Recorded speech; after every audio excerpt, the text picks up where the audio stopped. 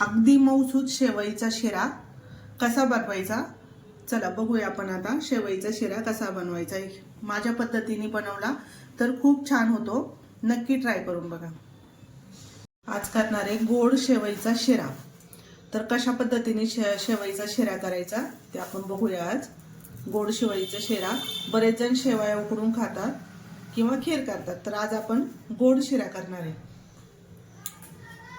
त्याच्यासाठी मी बदाम थोडेसे तुपावर भाजून घेणार आहे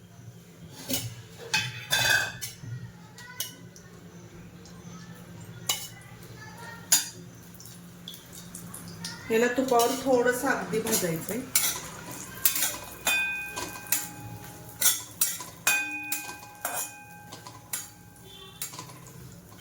जास्त काही होऊ द्यायचं नाही याला थोडंसं अगदी नॉर्मल भाजायचंय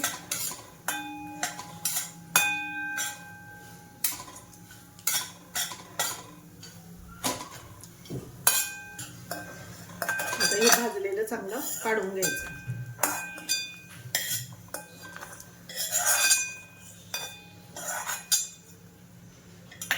याच्यातच टाकणार आहे शेवई भाजायला इकडे तोपर्यंत आपल्याला पाणी आणि दूध उकळायला ठेवायचे 2 वाट्या दूध घालणार आहे आणि 1 वाटी पाणी घालणार आहे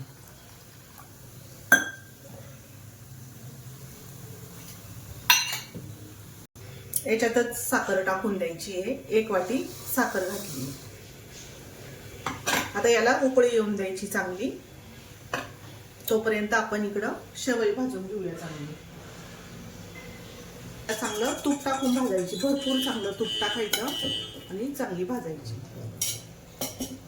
अशी छान खरपूस झाली पाहिजे लालसर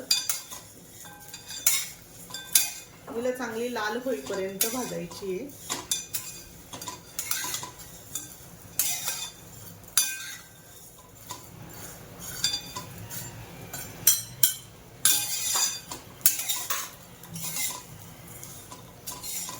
बारीक गॅसवरच भाजायची पण शेवई जितकी बारीक गॅसवर भाजाल तितकी सगळीकडून भाजली जाते शेवई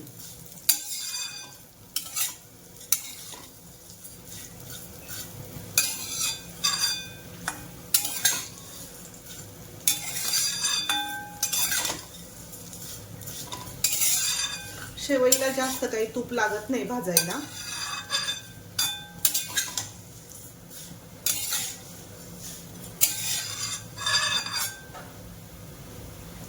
शेवई चांगली लालसर भाजत आली आहे इतकी लाल भाजायची आहे अजून थोडीशी नॉर्मल अजून थोडीशी होऊ देते काय होतं दूध टाकलं ना ती पांढर शुभ्र होती पुन्हा म्हणून तिला भाजताना छान अशी भाजायची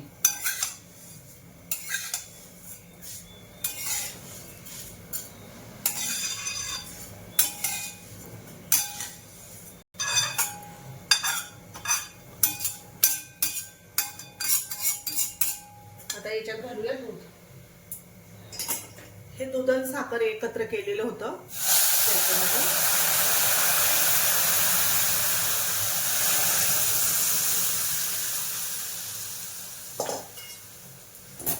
आता याच्यावर झाकण ठेवूया 5 मिनिटांसाठी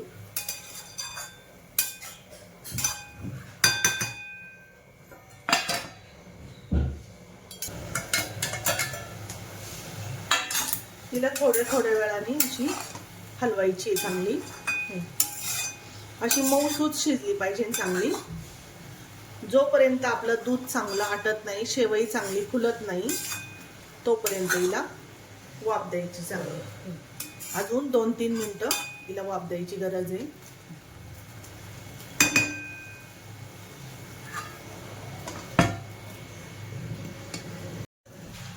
आपण आता हिला चेक करून बघूया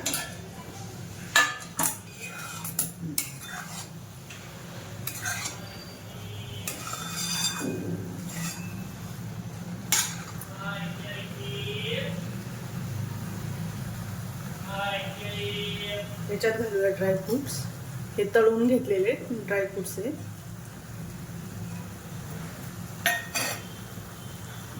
1 चमचा वेलची पूड आणि थोडंसं तूप घालूया अजून. जितकं तूप घालाल तितकी शेवई छान होते.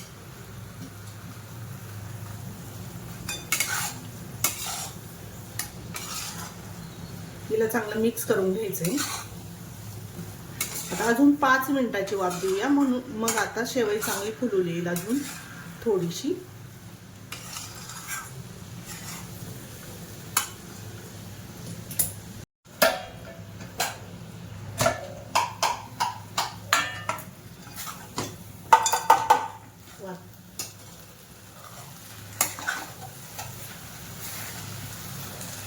शेवई करून तयार झालेली आहे.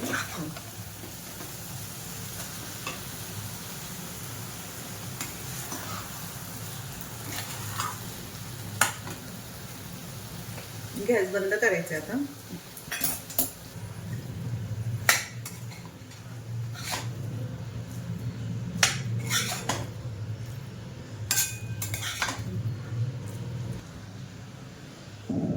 ह्याच्यात घालूया पिस्ता.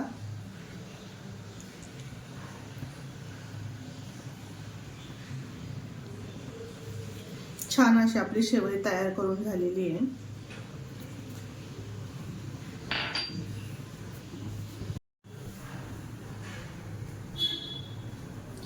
ह्या पद्धतीने शेवई नक्की करून बघा.